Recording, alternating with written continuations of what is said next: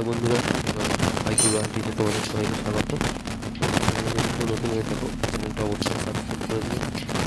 তো আমরা যে গাড়ি চালাই যখন মোবিল করা হয়, মোবিল করার সময় আমরা 2000 হোক 2200 হোক গাড়ি কিলোমিটার অন্তর মোবিলটা চেঞ্জ করি। তো চেঞ্জ করার সময় কিছু কিছু সময় যখন গাড়িটা অনেক রান করে 40-50 হাজার কিলোমিটার, তখন কি হয়, মোবিলটা শর্ট হয়, মোবিলটা কমে যায়। 2000 কিলোমিটার রেন করলেও কমে যায়। তো সেই প্রবলেমটাই আজকে সলভ করব। তো এই যে গাড়িটা, যে পিস্টনটা আমি পরিষ্কার করছি, এটা হচ্ছে হোন্ডা স্টানার গাড়ি। তো এই গাড়িটারও সেই সেম একই প্রবলেম হচ্ছিল। প্রবলেমটা হচ্ছে গাড়িটার মোবিল শর্ট হয়ে যাচ্ছিল। তো নির্দিষ্ট একটা কিলোমিটার, যে কিলোমিটারটা হলো যা 2000 কিলোমিটার, 2000 কিলোমিটারে মোবিলটা ড্রেন করার পর দেখা যাচ্ছে মোবিলটা 900 মোবিল ঢালা হচ্ছে, সেখানটায় হয়তো 700 বেরোচ্ছে, 650 বেরোচ্ছে, মানে মোবিলটা কমে যাচ্ছে, শর্ট হয়ে যাচ্ছে। তো এই প্রবলেমটা আজকে ঠিক করার জন্যই গাড়িটা খোলা। তো এই যে দেখতেই পাচ্ছ, আমি কিন্তু এর বোর করব না, যে ওভার সাইজ করা হয় পিস্টনটা, এটা কিন্তু করব না।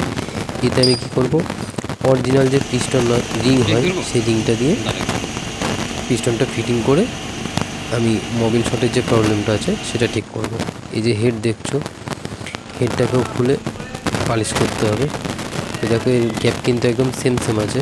তো এতে যখন আমি নতুন পিস্টন রিং লাগাবো, একদম 110% মোবিল শট প্রবলেম, যেটা সব গাড়ির ক্ষেত্রে এরকম পিস্টন রিংয়ে যদি হালকা গ্যাপ থাকে, নতুন পিস্টন রিং লাগালে অরিজিনাল পিস্টন রিং দিয়ে মোবিল শটের প্রবলেমটা ঠিক হয়ে যাবে। তো এই পিস্টনটা আগে পরিষ্কার করে নিয়ে, তবে কিন্তু যে গ্রুপগুলো আছে, গ্রুপগুলোতে কার্বন পড়ে, কার্বনগুলো কিন্তু পিস্টন রিং দিয়ে পরিষ্কার করে তবে আমি নতুন রিং দিয়ে পিস্টনটা ফিটিং করছি। তো প্রতিটা গাড়িতে এরকম মোবিল শর্ট প্রবলেম, যেসব গাড়ির মোবিল কমে যাচ্ছে, এইসব প্রবলেমওয়ালা গাড়িগুলোতে যে পিস্টন রিং লাগালেই যে মোবিল শর্ট প্রবলেম ঠিক হয়ে যাবে তা তো অবশ্যই। তার সাথে কিন্তু যে হেডের যে ভ্যালভ আছে, ভ্যালভগুলোকেও কিন্তু খুলে দেখে নিতে হবে। অনেক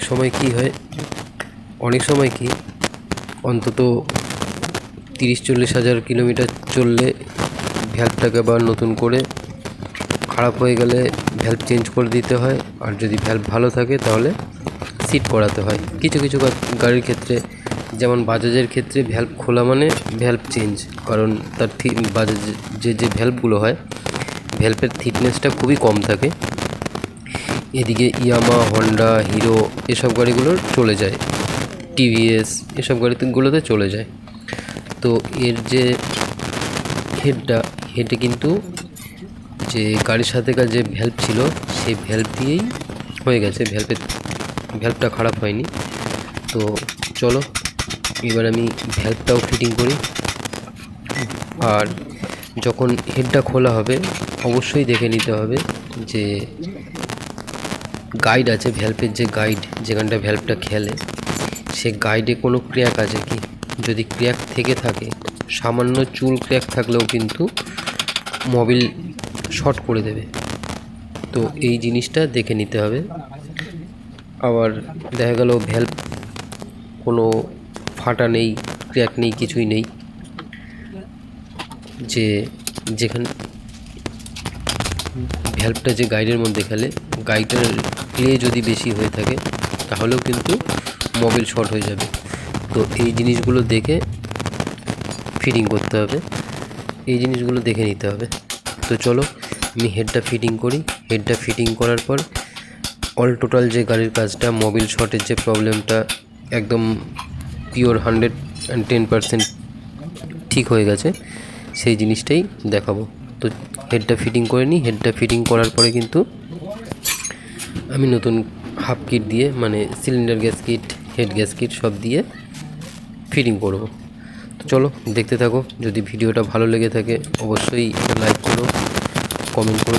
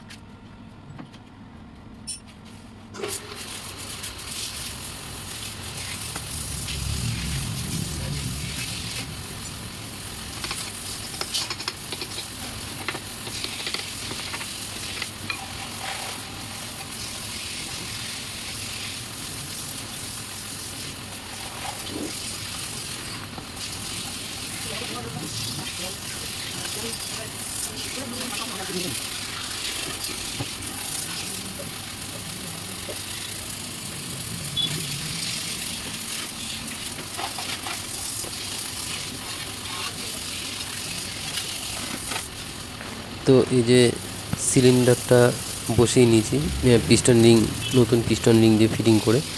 তো এবারে এক এক করে এর যে টাইমিং প্যাডটা আছে, টাইমিং প্যাডটা বসিয়ে এর যে ওপরের হেড গ্যাসকেটটা আছে, হেড গ্যাসকেটটা দেবো। এর যে বুশগুলো আছে, দুটো বুশ দুটো দেওয়া আছে। এবারে হেডটা ফিটিং করছি। হেডটা ফিটিং করার পর তবে অ্যাকুরেট টাইমিংটা অ্যাডজাস্ট করে, টাইমিংটা অবশ্যই অ্যাকুরেটভাবে অ্যাডজাস্ট করতে হবে, তবে কিন্তু মাইলেজটা ভালো আসবে, সাউন্ডটাও খুব সুন্দর হবে। তো চলো দেখতে থাকো আমি টাইমিংটা কেমনভাবে করব, টাইমিংয়ের প্রসেসটাও তোমাদের দেখিয়ে দিচ্ছি।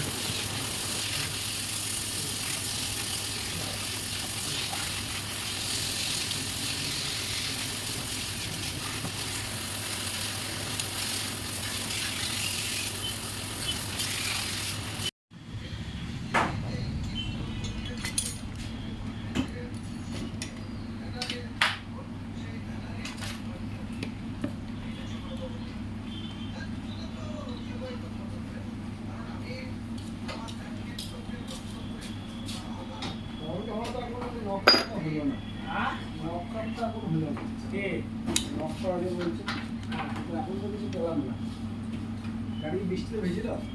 হ্যাঁ, বৃষ্টিতে কি ভেজে দাও? হ্যাঁ, কি পাখি বলছে? ঝিকে মারছিল। হ্যাঁ, ঝিকে মারলে তো আমি খেলাম সকালের দিকে বেশি। ঠান্ডা অবস্থায় যদি হয় তাহলে আশা করি আগে দিতে। হ্যাঁ, যদি ঠান্ডা অবস্থায় হয় তাহলে খাট সকালে এখন বের করতে চাই সময় তারপরে ভক্ত দিন আসছে এমনি গাড়ি থাকলে আবার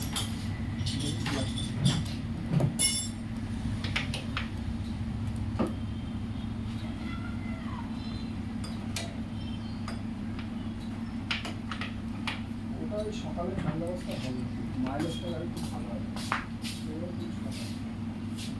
তো এই যে হেডের সব যা নাট ছিল সব নাট কিন্তু ফুল কমপ্লিট টাইট করে তবে কিন্তু টাইমিং যে স্পকেটটা আছে স্পকেটটা ফিটিং করছি।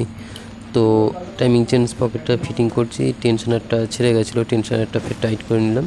এবারে কিন্তু টাইমিং স্পকেটটা টাইমিং করে বসাচ্ছি। তো কাপড়টা এর জন্যই দিয়ে নিলাম, এর নাটগুলো খুব ছোট, যদি হাত ফসকে পড়ে যায় কিন্তু নিচে চলে যাবে। আমার নিজের সাবধানতার জন্য আমি কিন্তু কাপড়টা দিয়ে নিয়েছি। তো টাইমিংটা মাথায় রাখতে হবে, টাইমিংটা যাতে অ্যাকুরেট টাইমিং হয়। তো চলো আমি এই যে টাইমিং স্পকেটটা টাইমিং করার পর যে লকারগুলো অ্যাডজাস্ট করতে হবে, লকার অ্যাডজাস্টের সিস্টেমটাও আমি তোমাদের দেখাচ্ছি।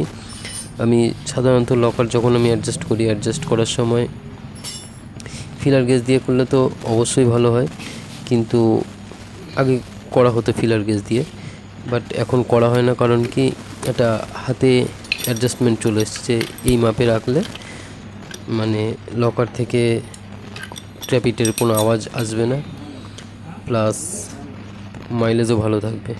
তো সব সময় ইনলেট যে ভ্যালভটা থাকে, মানে কার্বোরেটর সাইডের যে লকারটা ইনলেট সাইড, তো সেই সাইডের যে লকারটা অ্যাডজাস্ট হবে, লকারটা মানে সাইড প্লেটা হয়, সাইড প্লেটা থাকবে। এবার সাইড প্লেটা থাকা মানে আমার মিডলে হালকা একটা প্লে চলে আসবে, অবশ্যই থেকে যাবে, নয় যদি টাইট হয়ে যায় লকার কিন্তু খেলবে না, যে সাইড প্লেটা সেটা থাকবে না। তো চলো আমি হাতেই লকারটা অ্যাডজাস্ট করব। আর এক্সজস্ট সাইডটা সেই একদম সেম একই রকম, সেটাতেও আমার থাকবে একদম সাইড প্লে, কোনো রকম মিডল প্লে থাকবে না। তো চলো আমি কিন্তু একদম যে পারফেক্ট যে টাইমিংটা লকার অ্যাডজাস্ট করে তবে তোমাদের স্টার্ট করে ইঞ্জিনের সাউন্ড শোনাবো, প্লাস যে যার জন্য কাজটা করা, যে মোবিল শর্ট হয়ে যাচ্ছিলো গাড়িতে, তো সেই প্রবলেমটাও যে সলভ হয়ে গেছে। আর সাইলেন্সার দিয়ে কোনো রকম ধুঁয়ো বেরোচ্ছে না, সাদা ধুঁয়ো, একমাত্র সাদা ধুঁয়ো তো বেরোয় মোবিল টানলে, আমরা যতদূর জানি মেকানিকরা। তো সেই কাজটা যার জন্য করা, তো কাজটা করার পর তোমাদের স্টার্ট করে আমি দেখিয়ে দিচ্ছি যে প্রবলেমটা একদম 110% সলভ হয়ে গেছে, এতে কোনো রকম প্রবলেম আসবে না। তো চলো আমি কাজটা করি। লকার অ্যাডজাস্টটা দেখো, এই লকার যে আমি অ্যাডজাস্টটা করছি, এটা কিন্তু আমি আঙুল দিয়ে দেখছি, এটা জাস্ট সাইড প্লেটে রাখবো, মিডলে কোনো প্লে রাখবো না। মিডল প্লে রাখলে কী হবে, যখন গাড়িটা হিট হবে তখন কিন্তু রকার ছেড়ে দেবে, তার জন্য আমি কিন্তু মিডল প্লে রাখি না কোনো সময়, সব সময় সাইড প্লেটাই রাখি হালকা, এতে মাইলেজও ঠিকঠাক চলে আসে, আর গাড়ি হিট প্লাস নর্মাল অবস্থায় কোনো রকম যে ট্র্যাপিটের যে সাউন্ডটা, কিটকিট সাউন্ডটা, সে সাউন্ডটাও আসে না। তো চলো আমি তো হুড ফিটিং করলাম, সিলিন্ডার ফিটিং করলাম, কভারটা ফিটিং করছি, এবারে সাইলেন্সার লাগাবো, মোবিলটা ড্রেন করা আছে, মোবিলটা ঢেলে তোমাদের গাড়িটা স্টার্ট করে দেখাচ্ছি। আর এই যে নাটটা দেখালাম, এর অনেক সময় আমাদের কি দেখা যায়, এই যে হেড যে কভারটা আছে হন্ডার হিরোর, মোবিল লিক হয় গ্যাসকেটের পাশ দিয়ে, তো এইরকম যদি একটা ড্রেন নাট ওয়াশার দিয়ে দেওয়া যায়, এতে কী হবে, যে টাইটটা হেড কভার যে টাইটটা অ্যাকুরেট টাইট হবে, কোনো রকম মোবিল লিকেজ করবে না। তো যদি এরকম হেডে মোবিল লিকেজ প্রবলেম কোনো গাড়ির থেকে থাকে, একটা করে দুটো নাটে যে নাট ওয়াশার দিয়ে দেবে, আশা করছি 100% মোবিল লিকেজ প্রবলেম ঠিক হয়ে যাবে। তো চলো ভিডিওটা দেখো।